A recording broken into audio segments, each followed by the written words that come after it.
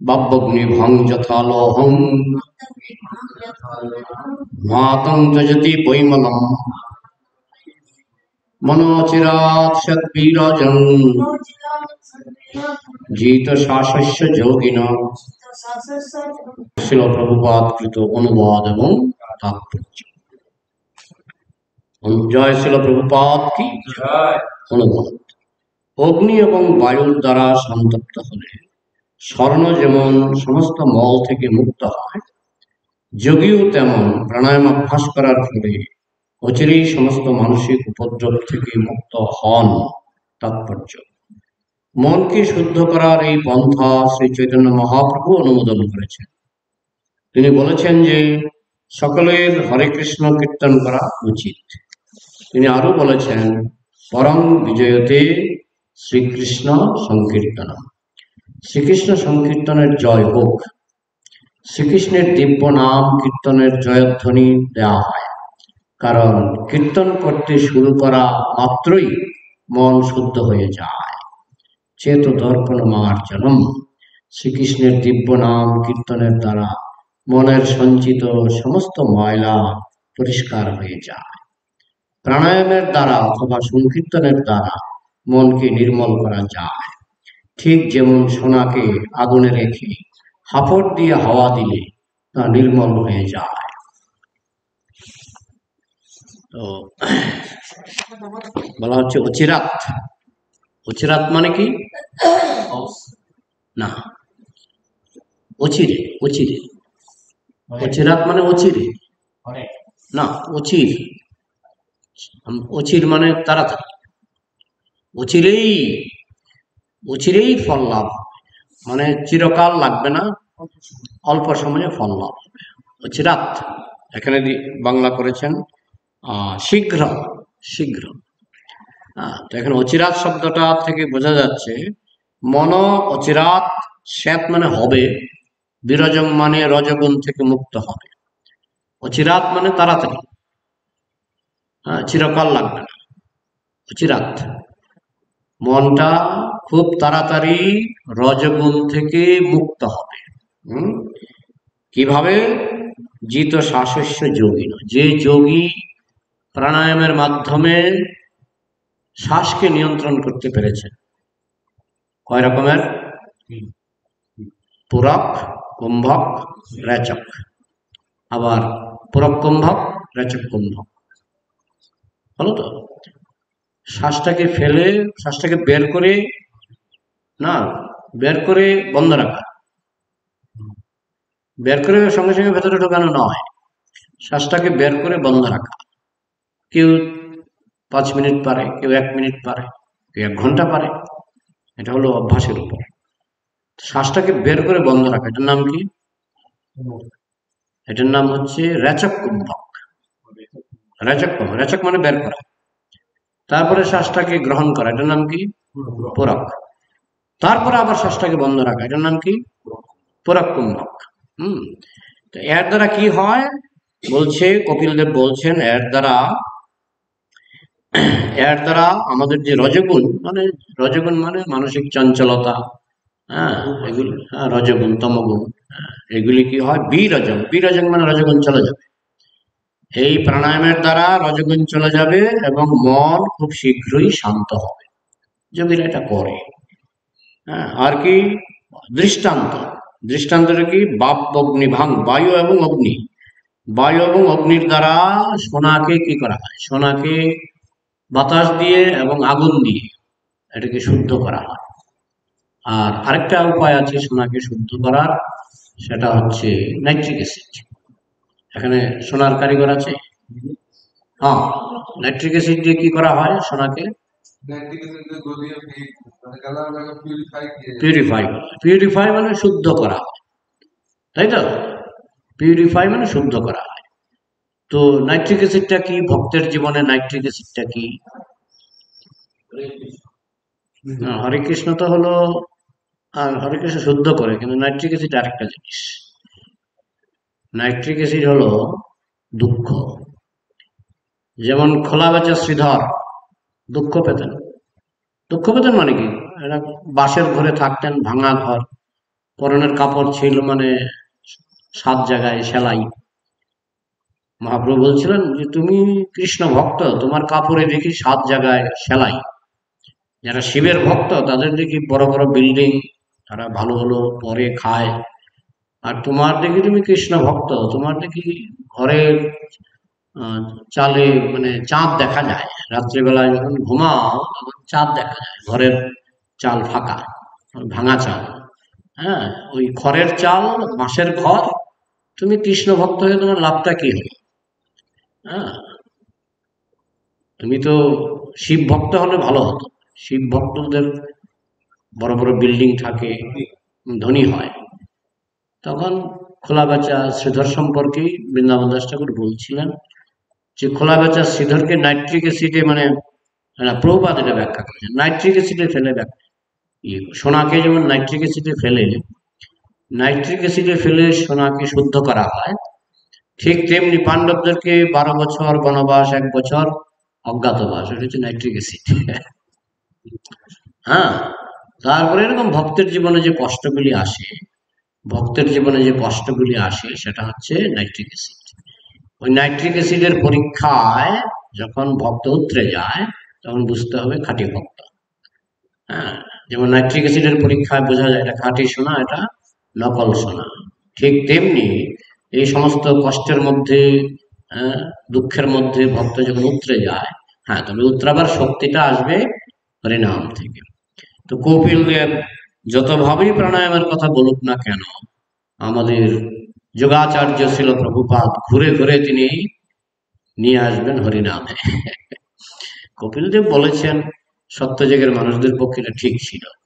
আমি দেখলাম তো প্রত্যেকের তাৎপর্য, কপিল দেব বলছেন প্রাণায়ামের কথা, ছিল প্রভুপাদ বলছেন হরিনামের কথা, তাই না? আজকের তাৎপর্য দেখুন, কপিল দেব বলছেন প্রাণায়াম করে ঠিক যেমন বাতাস এবং আগুন দিয়ে যেমন সোনাকে শুদ্ধ করা যায়, কিংবা নাইট্রিক অ্যাসিড দিয়ে যেমন সোনাকে শুদ্ধ করা যায়, ঠিক তেমনি প্রাণায়ামের দ্বারা আমাদের আত্মাকে শুদ্ধ করা যায়। সেটাকে বলা হচ্ছে মনকে শুদ্ধ করা যায় প্রাণায়ামের দ্বারা হয়। কিন্তু এই এই জিনিসটা তো কলিযুগের মানুষ পারবে না। কতজন প্রাণায়াম করে আর কতজন কতক্ষণ করে? হ্যাঁ, বলা হচ্ছে 12 বছর প্রাণায়াম, 12 বছর জম, 12 বছর নিয়ম, জম নিয়ম আসন, 12 বছর আসন। এই করে যোগের অঙ্গ কয়টা আছে? 8টা। অষ্টাঙ্গ যোগ, অষ্টাঙ্গ যোগের অঙ্গ কয়টা? 8টা। 8 12 96 বছর যোগ সাধনা করতে হয় সিদ্ধি লাভ করতে গেলে। কেউ যদি 96 বছর সুন্দরভাবে নিখুঁতভাবে যোগ সাধনা করে, সে অনিমা লঘিমা এই সিদ্ধিগুলি পাবে, তার মন কন্ট্রোল হবে। তো কলিযুগের মানুষ সে যদি যোগ সাধনার দিকে যায় তো 96 বছরে সে কি পারবে? সে তো অনেকেই 70 বছরে, 60 বছরে মরেই যায়। তো কলিযুগের মানুষ যোগ সাধনাটা করবে কি করে? 96 বছর লাগে যোগে সিদ্ধি লাভ করতে। তো এই জন্য প্রভুপাদ ঠিকই বলেছেন যে ঠিক আছে, হ্যাঁ, আমরা হয়তো 5 মিনিট প্রাণায়াম করতে পারবো, 10 মিনিট প্রাণায়াম করতে পারবো, কিন্তু ঘন্টার পর ঘন্টা প্রাণায়াম আমরা করতে পারবো না। এই জন্য প্রভুপাদ বারবারই বলছেন যে এগুলি বাদ। হ্যাঁ, প্রাণায়াম যদি করতে ইচ্ছা হয় ঠিক আছে, 5 মিনিট করে, স্বাস্থ্যের পক্ষে ভালো, কিন্তু এটা আমাদের সাধনার মূল উপায় নয়, মূল পদ্ধতি নয়। মূল পদ্ধতি প্রভুপাদ আজকেও এই তাৎপর্য বলছেন, চেত দর্পণ মার্জন। তবে এখানে লক্ষণীয় শব্দ হচ্ছে অচিরাত। অচিরাত মানে তাড়াতাড়ি। হ্যাঁ, তাড়াতাড়ি যদি আমরা মনকে পবিত্র করতে চাই, তাড়াতাড়ি যদি আমরা মনকে নির্মল করতে চাই, তাহলে নিরপরাধে হরিনাম করতে হবে। এখন নিরপরাধ জিনিসটা বুঝতে হবে। প্রভুপাদ বলছেন আমি রান্না করছি কাঠ দিয়ে। এখানে কাঠকে কি বলে? জ্বালানি না লাকড়ি? কাঠ, আমাদের দেশে বলে লাকড়ি। লাকড়ি শব্দটা হিন্দিতে চলে না? এখন আপনি লাকড়ি দিলেন, আবার তার মধ্যে জল ছিটিয়ে দিলেন, তাহলে লাকড়িটা কি জ্বলবে? জল ছেটানোটা হচ্ছে অপরাধ। আমরা যে বৈষ্ণব অপরাধ করি, ধাম অপরাধ করি, নাম অপরাধ করি, এগুলি হচ্ছে জল। আর হরিনামটা হচ্ছে আগুন। হরিনামটা হচ্ছে আগুন। কাঠের মধ্যে আগুন জ্বালালে আগুন জ্বলবে, কিন্তু যদি কাঠের মধ্যে জল ছিটিয়ে দেওয়া হয় আগুন জ্বলবে না। ঠিক তেমনি আমরা যদি হরিনামও করি অপরাধও করি, তার মানে আমরা জল ছিটাচ্ছি, হরিনামের আগুনে আমরা জল ছিটাচ্ছি, যার ফলে আগুন জ্বলছে না, আগুন নিভে যাচ্ছে বারবার। হ্যাঁ, আমি হরিনামও করছি জলও ছিটাচ্ছি একই সঙ্গে, তো আগুন নিভে যাচ্ছে। এই জন্য বলা হচ্ছে নিরপরাধে হরিনাম। নিরপরাধে, জল ছিটালে হবে না। হ্যাঁ, দীক্ষার সময় এই যে অনেকে দীক্ষা নিতে যাচ্ছ, দীক্ষার সময় গুরুদেব জিজ্ঞেস করে, যদিও এখন সে আমি দেখেছি যেদিন দীক্ষার ইয়ে বেশি থাকে, মানে ভক্ত বেশি থাকে, ওই দিন এসব জিজ্ঞেস করার সময় পায় না। আমি কয়েকটা দীক্ষা দেখেছি, কিন্তু নিয়মে জিজ্ঞেস করবে কয়টা নিয়ম পালন করতে হবে, 4টা নিয়ম। আর কি, 16 মালা জপ করতে হবে। এটা গুরুদেবকে প্রতিজ্ঞা করা হলো। দীক্ষার সময় গুরুদেব শিষ্যের সব পাপ নিয়ে নেয়, সব পাপটা নিজের নিজের কাঁধে নিয়ে নেয়। শিষ্য মুক্ত হয়ে গেল পাপ থেকে। বলা হচ্ছে সে যদি গুরুদেবের কাছে যে প্রতিজ্ঞাটা করেছিল 4টা নিয়ম পালন করবে, 16 মালা জপ করবে, সেটা যদি সে করে তাহলে ভক্তির আগুন খুব তাড়াতাড়ি জ্বলে উঠবে। কিন্তু সেটা যদি সে না করে, ওই জল মেশানো, এটা নাম অপরাধ। গুরুদেবের কাছে প্রতিজ্ঞা করলাম কিন্তু আমি পালন করলাম না, তাতে এটা জল মেশানো, মানে জল ছিটিয়ে দেওয়া আগুন, জল ছিটিয়ে দেওয়া আগুন। এই জন্য বারবার বলা হচ্ছে নিরপরাধে, দশবিধ নাম অপরাধ থেকে মুক্ত হয়ে হরিনাম করতে হবে। গুরুদেবের কাছে যে প্রতিজ্ঞা করেছি সেটা রক্ষা করতে হবে, তাহলে আগুন জ্বলে উঠবে, ভক্তির আগুন জ্বলে উঠবে। এবং আগুনে বাতাসে যেমন সোনাকে শুদ্ধ করা যায়, কিংবা নাইট্রিক অ্যাসিড দিয়ে যেমন সোনাকে শুদ্ধ করা যায়, ঠিক তেমনি কৃষ্ণ ভক্তির আগুনে আমাদের ভক্তি যে সোনা, সেটা শুদ্ধ হবে। এই জন্য বলা হচ্ছে চেত দর্পণ মার্জনম, চিত্তরূপ দর্পণকে মার্জন করা হরিনামের মাধ্যমে। হরিনাম, হরিকথা। তবে আমাদের গুরু মহারাজ শাস্ত্র থেকেই বলেন যে অপরাধ হলে কি নাম ছেড়ে দেব, অপরাধ হচ্ছে নাম ছেড়ে দিই, সেটা আবার নিষেধ করছেন। অপরাধ হলেও নাম করে, অপরাধ হলেও নাম, নাম অপরাধ যুক্তা নাম নামানি হরন্তম অবিশ্রান্তি প্রযুক্তানি তন্নবর্ত করানি। অপরাধ হলেও নাম করো, অবিশ্রান্ত নাম করলে, অবিরাম নাম করলে অপরাধীও কিছু না কিছু পাবে। হরিনাম এমনই মহাসম্পত্তি যে অপরাধীও কিছু না কিছু পাবে। সে কমপক্ষে স্বর্গে যাবে, সে ভগবানকে পাবে না, কমপক্ষে স্বর্গে যাবে, কিংবা মনুষ্য জন্ম পাবে। সে গোলকে যেতে পারবে না, সে যেহেতু অপরাধী, সে গোলকে যেতে পারবে না, সে মনুষ্য জন্ম পেতে পারে। তো সুতরাং হরিনামে তো লস নাই। অপরাধ করেও যদি কেউ হরিনাম করে, লস তো নাই। এই জন্য বলা হচ্ছে অপরাধ করলে, অনেকে বলে আমি অপরাধ করছি, আমি শুদ্ধভাবে হরিনাম করতে পারছি না, সুতরাং আগামীকাল থেকে আমি আর হরিনাম করব না। গুরু মহারাজ বলছেন না, এটা গুরু মহারাজের কথা না, শাস্ত্রে আছে। অপরাধ, নাম অপরাধ যুক্তানাম, হরিবল রাহুল প্রভু, নাম অপরাধ যুক্তানাম নমানীয় হরন্তম অবিশ্রান্তি প্রযুক্তানি তন্নবর্ত করানি। নামের অপরাধে যুক্ত থাকলেও নাম ছাড়বে না, এটা একটা বড় সিদ্ধান্ত, যে নামের অপরাধে যুক্ত থাকলেও নাম ছাড়বে না। কিন্তু লাভটা কি, দেরি হবে। শুদ্ধভাবে নাম করলে, যেমন প্রেসার কুকারে রান্না করলে কতক্ষণ লাগে, আধা ঘন্টা। আর আমি যদি, প্রভুপাদ বলতেন যে একটা তাল গাছের উপরে আমি একটা হাঁড়ি বসালাম, তাল গাছের উপরে হাঁড়ি বসালাম, তার মধ্যে চাল ডাল দিলাম, জল দিলাম, আর নিচে একটা মোমবাতি বসালাম, আমার সবই আছে, আগুনও আছে, চালও আছে, জলও আছে, হাঁড়িও আছে, সবই আছে, রান্না করতে যা যা লাগে আমার সব আছে। তো মোমবাতি একটা নিচে বসিয়ে দিলাম তাল গাছের নিচে, আর তাল গাছের উপরে হাঁড়ি বসিয়ে দিলাম, তাহলে কবে রান্না হবে? মোমবাতি তো জ্বলছে, কোনোদিনও রান্না হবে না। ঠিক তেমনি হরিনামের ক্ষমতা একটু বেশি বলে বলা হয়, ঠিক আছে। বহু জন্ম পরে যদি শ্রবণ কীর্তন, তবু তো না পায় কৃষ্ণ পদে প্রেম ধন, লেগে যাবে, 1000 জন্ম, লক্ষ জন্ম লেগে যাবে। বহু নাম জন্ম নাম তে জ্ঞানবান মাং প্রপদ্যতে, বাসুদেব সর্বমিতি সমহাত্মা সুদুর্লভ। দুর্লভ মানে পাওয়া কঠিন, আর সুদুর্লভ মানে আরো কঠিন। দুর্লভ মানে পাওয়া যায় না, আর সুদুর্লভ মানে আরো বিরল, আরো বিরল, পাওয়াই যায় না। সমহাত্মা সুদুর্লভ, যারা শুদ্ধভাবে নাম করে, যারা শুদ্ধভাবে কৃষ্ণ ভক্তি অর্জন করে, সেই ধরনের দুর্লভ মানুষের সংখ্যা খুবই বিরল, সুদুর্লভ। সমহাত্মা সুদুর্লভ। তো সুতরাং ওই তাল গাছের উপরে রান্না করে যেমন রান্না করাটা কঠিন, ঠিক তেমনি অপরাধযুক্ত নাম করে কৃষ্ণ প্রাপ্তি কঠিন। কঠিন। কৃষ্ণ ঘোরাবে, কৃষ্ণ সাত ঘাটের জল খাওয়াবে, হ্যাঁ, জন্ম জন্মান্তরে কখনো কুকুর হয়ে কখনো বিড়াল হয়ে। ভরত মহারাজ এত বড় উন্নত ভক্ত, কি হয়ে গেল? হরিণ হয়ে গেল, হরিণ হয়ে গেল।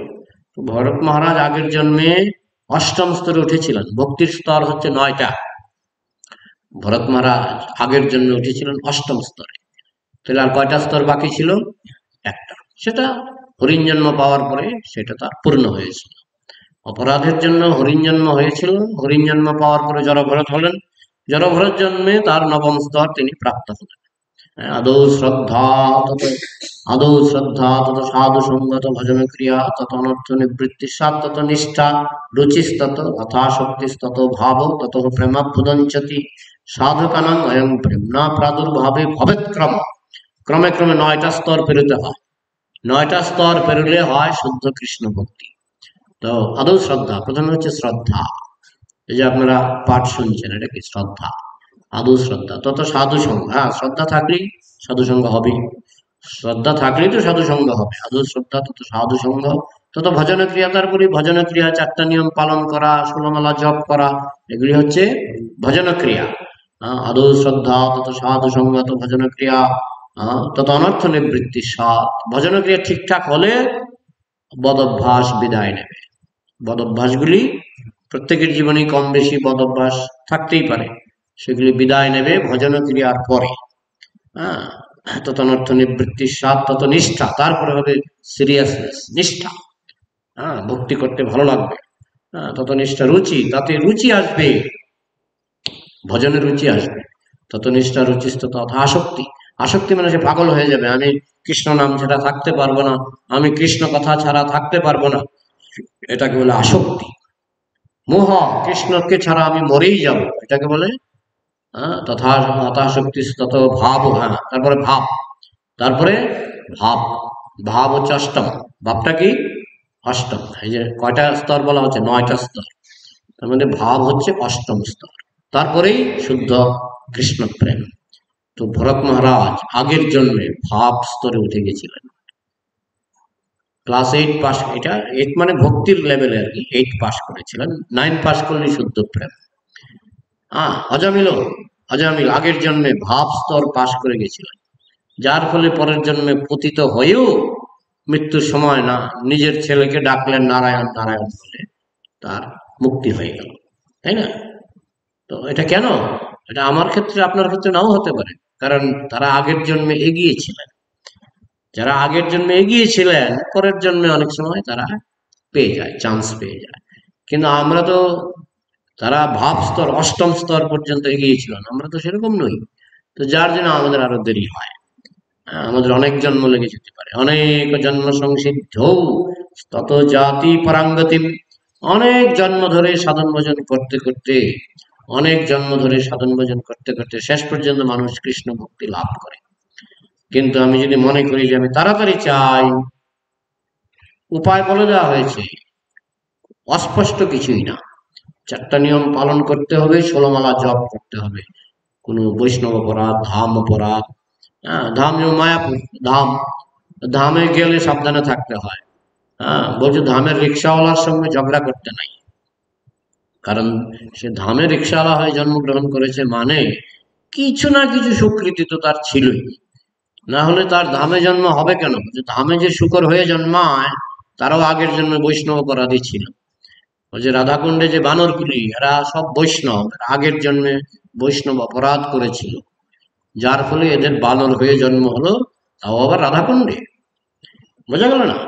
এইভাবে অপরাধের ফল তো আমাদের ভোগ করতেই হবে। ছিল বিশ্বনাথ চক্রবর্তী ঠাকুর বলেছেন অপরাধও চিরস্থায়ী নয়। যেমন যখন জ্বর হয়, হ্যাঁ, কিছু জ্বর আছে 3 দিনে ভালো হয়ে যায়, কিছু জ্বর আছে 7 দিন লাগে, হ্যাঁ, ডেঙ্গু বোধ হয় মাসখানেক লাগে নাকি, হ্যাঁ, আমার আইডিয়া নেই। তো কিছু জ্বর আছে 1 মাস লাগে। কিন্তু 1 মাসই লাগুক আর 7 দিনই লাগুক, জ্বরটা তো ভালো হবে নাকি? ঠিক তেমনি বৈষ্ণব অপরাধ করলে জ্বর হবে, কিন্তু জ্বরটা ভালো হবে, টাইম লাগবে। মানে সোজা কথা, ভক্তি জীবনে হতাশ হওয়ার কোনো কারণ নেই। অপরাধ হয়ে গেছে, জ্বরে ভুগো।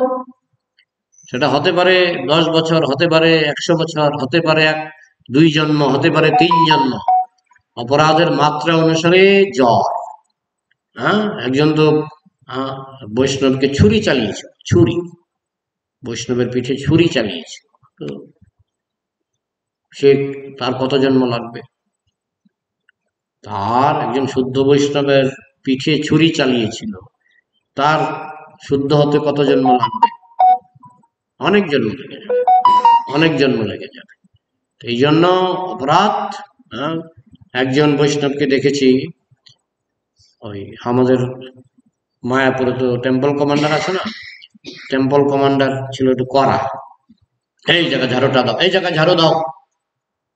তো সবাই মানতো, মানতো। একটা ছিল তো সবার তো একরকম না, একটা একদম, এই বারবার কেন আমাকে এরকম বলছো, আরে এই জায়গাটা ঝাড়ু দাও। তখন সে পায়ের চটি খুলে ওই বৈষ্ণবকে দেখিয়েছিল। হম, তার জীবনটা আমি দেখেছি। সে গিয়ে এমন রোগে পড়লো, এমন রোগে পড়লো, আর ভালো হচ্ছে না। আর কত ডাক্তার দেখালো, ওই 40 বছর সময় মারা গেল। কত ডাক্তার দেখালো তাকে, কোনো কাজ হলো না। ওই যে চটি দেখিয়েছি অত সহজ নয় বৈষ্ণব অপরাধ। কৃষ্ণ সব অপরাধ ক্ষমা করতে পারেন, কিন্তু বৈষ্ণব অপরাধ ক্ষমা করবেন, কিন্তু ভোগান্তি দিয়ে, ভোগান্তি। ওই যে জ্বরের দৃষ্টান্ত দেওয়া হলো, কেউ 7 দিন জ্বরে ভুগবে, কেউ 1 মাস জ্বরে ভুগবে, কেউ লম্বা জ্বরে। তবে আধ্যাত্মিক জ্বর অনেক সময় কয়েক জন্ম লেগে যায়।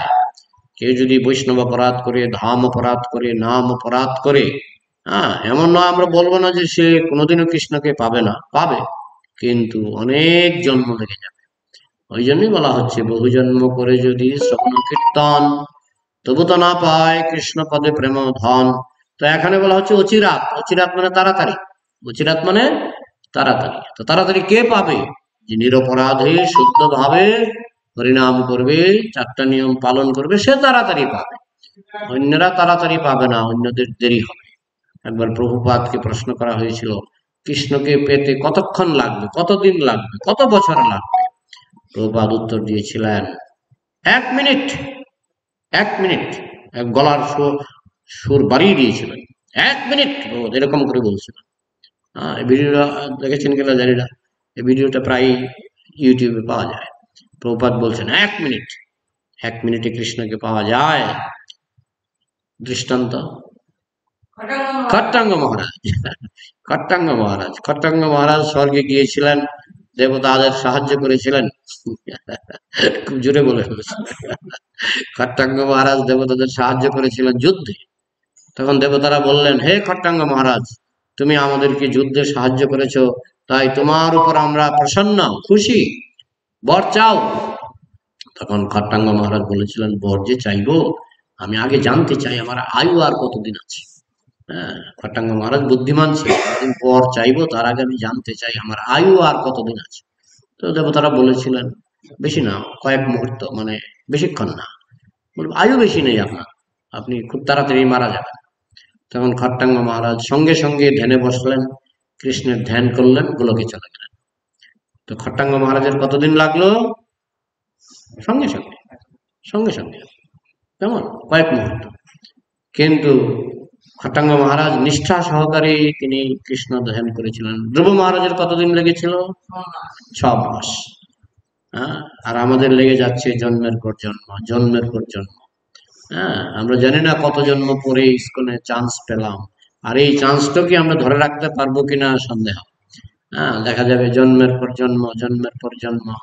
আর কৃষ্ণ দেখেন, ঠিক আছে, তোমার ভোগ বাসনা আছে, থাকো, আমার তো আর কোনো অসুবিধা নাই, তোমার ভোগ বাসনা আছে, কত জন্ম ভোগ করবে? কৃষ্ণ 1000, 1000 জন্ম, ঠিক আছে, আমি 1 লক্ষ জন্ম দিয়ে দিলাম। Granted, granted. একটা ভক্ত প্রভুপাদকে বলছিলেন, প্রভুপাদ আপনি তো বলছেন যে যে মানুষ পশুর মতো জীবনযাপন করে, হ্যাঁ, তাদের আপনি নিন্দা করছেন। হ্যাঁ, আমি কুকুর হতে চাই, বিদেশে আমি কুকুর হতে চাই। প্রভুপাদ বলছেন, আমি আশীর্বাদ করছি তুমি পরজন্মে কুকুর হবে। সে তো থক হয়ে গেছে। আরে, আমি একটু হালকা ভাবে বলছিলাম, প্রভুপাদ দেখে এটা সিরিয়াসলি নিয়ে নিলেন। প্রভুপাদ বলছেন, আমি আশীর্বাদ করছি তুমি যেন পরজন্মে কুকুর হতে পারো। প্রভুপাদের মুখ থেকে বেরিয়েছে মানে সে কুকুর হবে। সে কুকুর হবে। তো আমরা যদি কুকুর হতে চাই, পশু হতে চাই, কৃষ্ণ 10,000 বছর একটু ভক্তি লাস করতে দাও। কৃষ্ণ বলবেন, ঠিক আছে, তুমি 10,000 বছর চাইছো, আমি তোমাকে 10,00,000 বছর দিয়ে দিলাম। সবটাই নির্ভর করে আমার উপর। চাবিটা আমার হাতে, চাবিটা আমার হাতে। আমি কি 1 মিনিটে কৃষ্ণকে পাবো, না 1,00,000 বছরে কৃষ্ণকে পাবো? চাবিটা আমার হাতে। যদি নিরপরাধে হরিনাম করা হয় তাহলে খুব, এই জন্মই শেষ জন্ম। প্রভুপাদ বলেছেন, এই জন্মটাই তোমার শেষ জন্ম। আর যদি অপরাধ যুক্ত হয়ে হরিনাম করা হয় তাও কৃষ্ণকে পাওয়া যাবে, দেরি হবে। কত যে দেরি হবে এটা নির্ভর করবে অপরাধের মাত্রার উপর। যাদের অপরাধ বেশি তাদের বেশি দেরি হবে, যাদের অপরাধ মাঝামাঝি তাদের একটু মাঝামাঝি সময় লাগবে, আর যাদের অপরাধ অল্প তারা অল্পতেই পেয়ে যাবে। হ্যাঁ, কিন্তু যারা একদম অপরাধ থেকে মুক্ত তারা 1 মিনিটেই কৃষ্ণকে পেতে পারে। তো এখানে রাখছি, কারো যদি কিছু প্রশ্ন থাকে। হরে কৃষ্ণ। কিছু প্রশ্ন? হ্যাঁ, বলো। আমি শুনেছিলাম যে ভাব স্তরে পৌঁছে গেলে তাদের নাকি পতন হয় না। না, ভাব ভুল শুনেছ। ভাব স্তর পর্যন্ত পতনের ভয় থাকে, নবম স্তরে না ওঠা পর্যন্ত পতনের ভয় থাকে, অষ্টম স্তর পর্যন্ত পতনের ভয় থাকে। যেখানেই শুনেছ ভুল শুনেছ। ঠিক আছে, ভাবস্তর থেকে বহু ভক্তের পতন হয়েছে, অজামিলের পতন হয়েছে, তারপরে ভরত মহারাজের পতন হয়েছে। বিশ্বামিত্র মুনি তো ভক্তি মার্গে যাই, উনি তো ছিলেন ধ্যানযোগী, ভক্ত ছিলেন না। বিশ্বামিত্র মুনি ভক্ত ছিলেন না, সৌভরী মুনি ভক্ত ছিলেন না। এরা ভাব স্তরের গন্ধ দেখেনি, এরা ভাব স্তরের গন্ধ পায়নি, এদের তো পতন হবেই। ভাব স্তরে গেলে ভক্তিটা স্থির হয়ে যায়। ভাব স্তরে গেলে অনেক উন্নত হয়, কিন্তু পতনের ভয় থাকে। হ্যাঁ, এবং পতন হয়েছে বহু ভক্তের পতন হয়েছে। না না, যেখানেই শুনে থাকেন ভুল শুনেছেন। ভাব স্তর থেকে বহু ভক্তের পতন হয়েছে, ইতিহাস আছে। তাই যে আমি দুটো ইতিহাস বললাম। ভরত মহারাজ ভাব স্তর থেকে পতন হয়েছিল, তারপর অজামিল ভাব স্তর থেকে পতন হয়েছিল। হ্যাঁ, শুধুমাত্র নবম স্তরে যদি উঠে যায় কেউ, তত প্রেমাভুদঞ্চতি, যদি কেউ প্রেম স্তরে উঠে যায় তার আর পতন হবে না, গ্যারান্টি। বোঝা গেল? তারপরে আর কিছু মন্তব্য বা প্রশ্ন? হ্যাঁ, না না না না, এটা অনর্পিত চরিং চিরাত। অনর্পিত চরিং চিরাত মানে লক্ষ লক্ষ বছরে এগুলি পাওয়া যায় না, এই চান্স পাওয়া যায় না। সত্য ত্রেতা দাপর কলি 71 বার ঘুরলে সত্য ত্রেতা দাপর কলি ঘড়ির কাটার মতো ঘুরে। সত্যযুগ হচ্ছে 4,32,000 বছর, সত্য দাপর যুগ হচ্ছে 8,64,000 বছর, আর ত্রেতা যুগ হচ্ছে কত? 12 লক্ষ। হ্যাঁ, কলি তো 4,32,000 বছর কলি। তারপর দাপর হচ্ছে 8,64,000 বছর। তারপরে হচ্ছে ত্রেতা 12,96,000 বছর। তারপর হচ্ছে সত্য 17 লক্ষ কত হাজার বছর। তো অত বছর একবার ঘুরলে দেবতাদের এক যুগ। এরকম 71 বার ঘুরলে সত্য ত্রেতা দাপর কলি, সত্য ত্রেতা দাপর কলি, সত্য ত্রেতা দাপর কলি, ঘড়ির কাটার মতো। হ্যাঁ, গ্রীষ্ম বর্ষা শরৎ হেমন্ত শীত বসন্ত, গ্রীষ্ম বর্ষা শরৎ হেমন্ত শীত বসন্ত, ওইভাবে সত্য ত্রেতা দাপর কলি ঘুরে 71 বার ঘুরলে হয় এক মন্বন্তর। এরকম আবার 71 বার ঘুরলে হয় দ্বিতীয় মন্বন্তর। তো এবারে হিসাব করুন, কত লক্ষ বছর। আচ্ছা প্রভু, হ্যাঁ, শুনেছিলাম পৃথিবীতে 1 বছর মানে আচ্ছা স্বর্গে একদিন। আমি এটা শেষ করে নিই। হ্যাঁ, 71 বার ঘুরলে 1 মন্বন্তর, দ্বিতীয়বার আবার 71 বার ঘুরে সত্য ত্রেতা দাপর কলি, সত্য ত্রেতা দাপর কলি, সত্য ত্রেতা দাপর কলি, 71 বার ঘুরলে হয় দ্বিতীয় মন্বন্তর, আবার 71 বার ঘুরলে হয় তৃতীয় মন্বন্তর। এই করে করে যখন সপ্তম মন্বন্তর আসে, এখন চলছে সপ্তম মন্বন্তর, এটা হচ্ছে বৈবস্বত মন্বন্তর। সপ্তম মন্বন্তরে আবার ঘুরে সত্য ত্রেতা দাপর কলি, সত্য ত্রেতা দাপর কলি, ঘুরতে ঘুরতে যখন 28 বার ঘুরে, 28 বার যখন ঘুরে তখন মহাপ্রভু আসেন। তখন মহাপ্রভু আসেন। এবার আপনি যে খাতা কলম নিয়ে বসেন, আপনি হিসাব লিখতে পারবেন। হ্যাঁ, দেখবেন যে আপনার খাতায় জায়গা হচ্ছে না। কত লক্ষ বছর, কত কোটি বছর পরে মহাপ্রভু আসেন, আপনার খাতায় জায়গা হবে না। অন্যান্য যুগে আসেন যোগাবতার, কিন্তু এই প্রেম বিতরণ করেন না, প্রেমটা লুকিয়ে রাখেন। হ্যাঁ, তার মানে ইস্কন আসবে না, গৌরীয় মঠ আসবে না, কারণ এটা একমাত্র সপ্তম মন্বন্তরে 28 নম্বর যুগচক্রে মহাপ্রভু আসেন। বোঝা গেল? খুব বিরল, খুব বিরল। আমরা সেই বিরল চান্স পেয়েছি, কিন্তু চান্সটাকে, আপনি মেডিকেল কলেজে ভর্তি হয়েছেন, কিন্তু ডাক্তার হবেন কিনা সেটা আপনার উপর।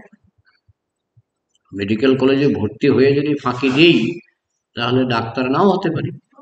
চান্স পেয়ে গেছি, ইস্কনে ভর্তি হয়েছি মানে চান্স পেয়ে গেছি। মেডিকেল কলেজে ভর্তি হয়ে গেছি, কিন্তু ডাক্তার হবো কিনা এটা আমার উপর। ঠিক সেরকম আমি ইস্কনে চান্স পেয়েছি, কিন্তু শুদ্ধ ভক্ত হব কিনা এটা আমার উপর। বোঝা গেল? হ্যাঁ, এবার আপনি। বলছি, তো শুনছিলাম যে পৃথিবীতে 1 বছর সমান স্বর্গের একদিন। পৃথিবীতে না, চন্দ্রে, পৃথিবীতে 6 মাস, চন্দ্রে হবে, না এটা আমার ভুল আছে, আমি বলছি। পৃথিবীতে 15 দিন, চন্দ্রে 1 দিন। কেমন? পৃথিবীতে 6 মাস, স্বর্গে 1 বছর, স্বর্গে 1 দিন। এই করে যত উপরে যাবেন মহরলোকে আরো বেশি, আরো উপরে গেলে আরো বেশি, এরকম। 6 মাস সমান স্বর্গের একদিন। হ্যাঁ, 1 বছর সমান এই যে উত্তরায়ণ কয় মাস? 6 6 মাস। মাস। আমি বলে দিচ্ছি, টেকনিক আছে মনে রাখার। শুক্লপক্ষ কয় দিন? 15 দিন। কৃষ্ণপক্ষ কয় দিন? চন্দ্রের 1 দিন 1 রাত্র হয়ে গেল। শুক্লপক্ষ হচ্ছে চন্দ্রের দিন, কৃষ্ণপক্ষ হচ্ছে চন্দ্রের রাত। 1 দিন 1 রাত হয়ে গেল চন্দ্রলোকে। আরো উপরে উত্তরায়ণ কয় মাস? 6 মাস। দক্ষিণায়ন ওই স্বর্গের 1 দিন 1 রাত্র হয়ে গেল। বুঝেছেন? ওইটা তো স্বর্গের হয় না পিতৃলোকে? পিতৃলোকের হিসাব আমার জানা নাই, পিতৃলোকে আরো বেশি হতে পারে। হ্যাঁ, তো এইভাবে 6 মাস 6 মাস হচ্ছে স্বর্গ পর্যন্ত, তারপর আরো উপরে উঠলে আরো বেশি হবে। ব্রহ্মলোকে যেমন কোটি কোটি বছরে হচ্ছে 12 ঘন্টা। বুঝেছেন না? তো যত উপরে উঠবেন সময়ের পরিধি বেড়ে যাবে। বুঝা গেল? হ্যাঁ হ্যাঁ, কিন্তু এটা তো পৃথিবীর সময় তো তার দ্বারা পরিবর্তন হয় না, কিন্তু কিন্তু আমি, প্রভুপাদ একটা দৃষ্টান্ত দিয়েছেন, প্রভুপাদ একটা দৃষ্টান্ত দিয়েছেন, যেমন আমাদের পৃথিবীতে কত ঘন্টায় দিন, কত ঘন্টা রাত্রি? আচ্ছা, যে একটা রকেট পৃথিবীর চারপাশে ঘুরেছে 24 ঘন্টায় 4 বার ঘুরেছে, 24 ঘন্টায় 4 বার ঘুরেছে। তো রকেটটা যখন যাচ্ছে, কখনো দেখছে অন্ধকার, কখনো দেখছে সূর্যের আলো, কখনো দেখছে অন্ধকার, কখনো দেখছে সূর্যের আলো। পৃথিবীকে 4 বার ঘুরেছে, সে 4 বার দেখেছে সূর্যের আলো, 4 বার দেখেছে অন্ধকার। তো তার তার দিন রাত্র কয়টা হলো? রকেটের দিন রাত্র কয়টা হলো? না না, 4টা রাত্র 4টা দিন, তাই তো? 4টা রাত্র 4টা দিন। কিন্তু পৃথিবীতে কয়টা? সে তো 24 ঘন্টায় সে 4 বার ঘুরেছে পৃথিবীটা। 1 দিন 1 রাত্র। কিন্তু যারা রকেটে যদি প্যাসেঞ্জার থাকে, তারা 4 বার রাত্র দেখেছে, 4 বার দিন দেখেছে। বোঝা গেল?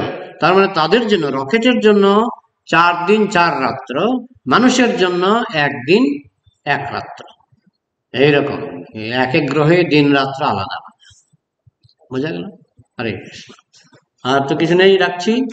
জয় শ্রীল প্রভুপাদ কি, গ্রন্থরাজ শ্রীমদ্ ভাগবতম কি, সমবেত বৈষ্ণব ভক্তবৃন্দ কি, নিতাই।